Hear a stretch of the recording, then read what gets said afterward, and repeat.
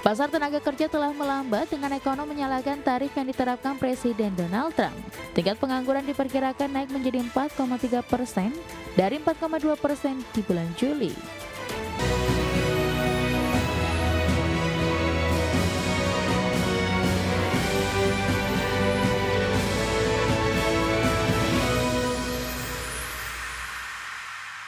Sementara itu, pemirsa, data lowongan pekerjaan Amerika Serikat yang turun lebih dari yang diharapkan pada bulan Juli 2025, di mana pembukaan lapangan kerja turun menjadi hanya 7,11 juta. Di sisi lain, The Fed sebelumnya mengisyaratkan kemungkinan penurunan suku bunga di bulan September, seiring dengan Bank Sentral yang sudah mewaspadai meningkatnya risiko pasar tenaga kerja. Data lowongan pekerjaan Amerika Serikat turun lebih dari yang diharapkan pada Juli 2025. Pembukaan lapangan kerja turun 176.000 menjadi hanya 7,181 juta. Biro Statistik Tenaga Kerja mengatakan dalam laporan JOLTS bahwa para ekonom yang disurvei oleh Reuters memperkirakan 7,378 juta pekerjaan tidak terisi. Pengangkatan tenaga kerja meningkat 41.000 menjadi 5,308 juta di bulan Juli. Pemutusan hubungan kerja naik 12.000 menjadi 1,808 juta. Pasar tenaga kerja telah melambat dengan ekonom menyalahkan tarif yang diterapkan Presiden Donald Trump. Pasokan tenaga kerja juga menurun di tengah tindakan keras pemerintahan Trump di sektor imigrasi. Sebuah survei Reuters terhadap para ekonom memperkirakan laporan ketenaga kerjaan yang diawasi ketat oleh pemerintah pada hari Jumat mendatang kemungkinan akan menunjukkan non-farm payroll meningkat 75.000 pekerjaan pada bulan Agustus setelah naik 73.000 pada bulan Juli. Pertambahan lapangan kerja rata-rata 35.000 pekerjaan per bulan selama 3 bulan terakhir dibandingkan dengan 123.000 selama periode yang sama tahun lalu. Tingkat pengangguran diperkirakan naik menjadi 4,3% dari 4,2% di bulan Juli. Di sisi lain, sebelumnya Chairman The Federal Reserve Jerome Powell bulan lalu mengisyaratkan kemungkinan penurunan suku bunga pada pertemuan Bank Sentral pada 16 hingga 17 September 2025. Dia sudah mulai mewaspadai meningkatnya resiko pasar tenaga kerja. Indeks harga saham gabungan atau IHSG ditutup menguat signifikan 1,08% di level 7.885,863 di akhir perdagangan Rabu. Penguatan terpangkas karena secara intraday IHSG sempat menyentuh level 7.911,618. 9 indeks sektoral menguat dengan indeks sektoral dengan kenaikan terbesar sektor energi menguat 2,49%, sektor perindustrian naik 1,90% dan sektor kesehatan melaju di 1,45%. Sedangkan indeks sektoral melemah, sektor properti dan real estate turun 0,99% dan sektor infrastruktur melemah 0,46%. Emiten tambang Sinarmas PT Dian Swastatika Sentosa atau DSSA menjadi penggerak utama indeks dengan bobot 39,1 indeks point. Saham DSSA melesat 10,24% ke level Rp109.800 per saham dan menembus level intraday dan penutupan tertinggi sepanjang masa dan year to date sudah terbang 193,57%.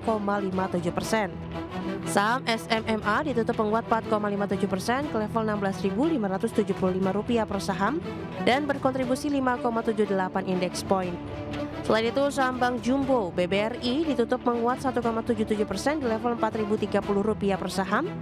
Saham BBNI ditutup menguat 2,32% di level Rp4.410 per saham dan BMRI ditutup menguat 1,09% di level Rp4.620 per saham. Ketiga bank ini berkontribusi 19,47 indeks point ke penguatan IHSG. IHSG menguat ditopang dari sentimen dalam negeri dengan demonstrasi dan kerusuhan yang sempat menekan kinerja pasar keuangan Indonesia, efeknya mulai berkurang. Di sisi lain, pergerakan IHSG saat ini sekaligus menjadi cerminan jika perekonomian Indonesia memiliki bantalan yang kuat. Dalam sepekan, IHSG berhasil memangkas menjadi 0,63%. Setelah Senin sempat dibuka melemah 3%.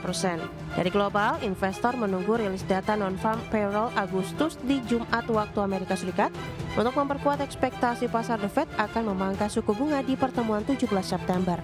Dari global, investor menunggu rilis data non-farm payroll Agustus di Jumat waktu Amerika Serikat untuk memperkuat ekspektasi pasar. The Fed akan memangkas suku bunga di pertemuan 17 September 2025. Menteri Pertanian Andi Amran Sulaiman mengingatkan masyarakat untuk menukarkan beras stabilisasi pasokan dan harga pangan ataupun SPHP yang rusak ke Badan Urusan Logistik atau Bulog.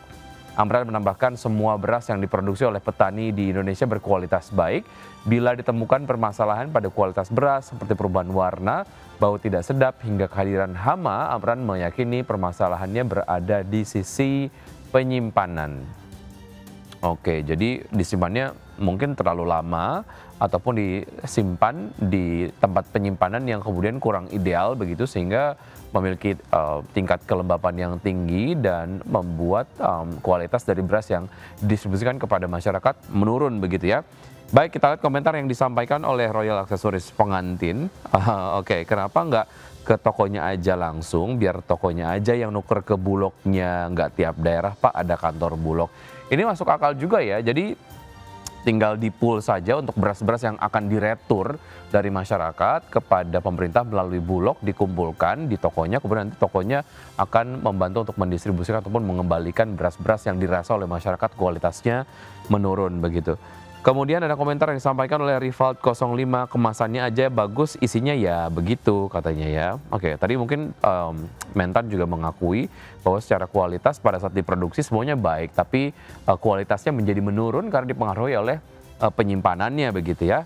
Jadi ada evaluasi dari sisi penyimpanannya supaya beras yang disampaikan kepada masyarakat dari saat diproduksi ataupun dipanen, kemudian pada saat didistribusikan dan juga dikonsumsi oleh masyarakat, kualitasnya sama. Jadi yang harus dievaluasi adalah kapasitas penyimpanan ataupun kualitas dari penyimpanan si beras itu sendiri.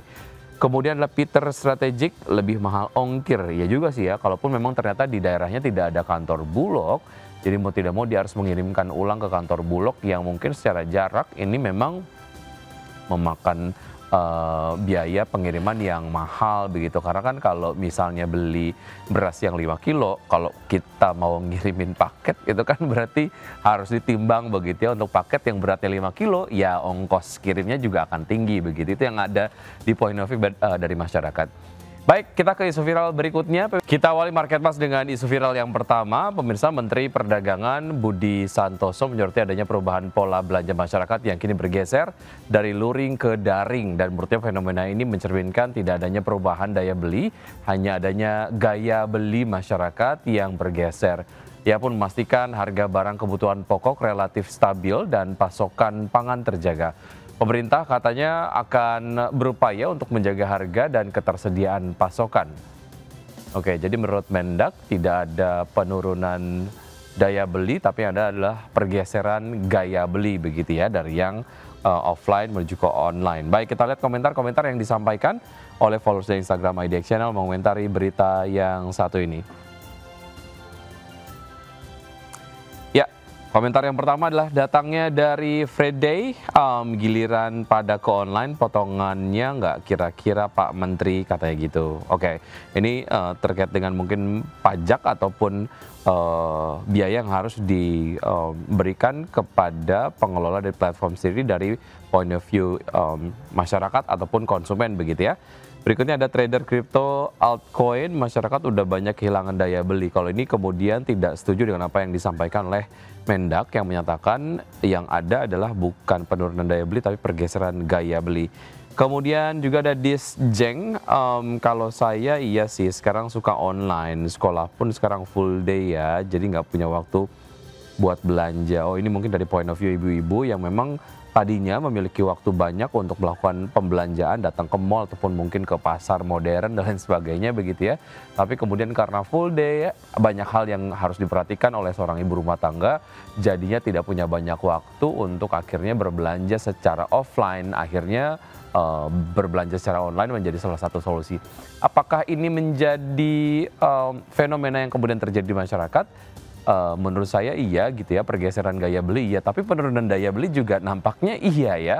Karena kalau kita lihat dari apa yang kemudian terjadi beberapa waktu yang lalu terkait dengan PHK yang besar-besaran dilakukan, ini tentu saja membuat orang yang memiliki penghasilan tadinya menjadi tidak punya penghasilan, kan ini artinya dapat diartikan bahwa terjadi penurunan daya beli begitu ya. Paket yang beratnya 5 kilo, ya ongkos kirimnya juga akan tinggi begitu. Itu yang ada di point of view dari masyarakat. Pemirsa, survei yang ketiga, pemerintah belum mempunyai rencana menaikkan harga eceran tertinggi atau HET minyak goreng minyak kita. HET minyak kita saat ini masih berada di level 15.700 per kilogram. Saat ini pemerintah masih terus melakukan kajian terkait dengan pola distribusi minyak kita, dan Budi melanjutkan saat ini rata-rata harga dari nasional minyak kita adalah di angka Rp16.600 per kilogram, dan harga tersebut memang lebih tinggi jika dibandingkan dengan HET yang sudah ditentukan oleh pemerintah. Baik, kita lihat komentar yang disampaikan oleh followers dari Instagram IDX Channel. Pemirsa mengomentari berita yang satu ini. Ini ada Wurianti, kenyataan di pasar, warung, dan juga mall minyak kita di harga 17 ribuan per liter. Tadi disampaikan per kilo ya, kalau ini per liter. Mungkin ibu-ibu yang ada di control room bisa kasih tahu sama saya. Ini 17 ribu itu per liter atau per kilo ya?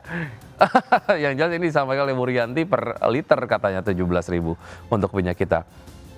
Baik, berikutnya komentar yang disampaikan oleh followers dari Instagram IDX Channel, ada Kancil DN8, agak lucu sih, negara penghasil CPO terbesar, harganya mahal di dalam negeri. Ini juga concern yang cukup masuk akal ya, karena Indonesia sebagai negara penghasil dari kelapa sawit yang memang diekspor secara besar-besaran, harusnya secara alokasi kebutuhan untuk domestik ini diprioritaskan agar harganya tidak fluktuatif begitu ya. Ini yang akhirnya menjadi concern dari masyarakat, kok bisa Indonesia sebagai negara penghasil CPO, salah satu penghasil CPO terbesar, kok harga minyak gorengnya mahal begitu ya.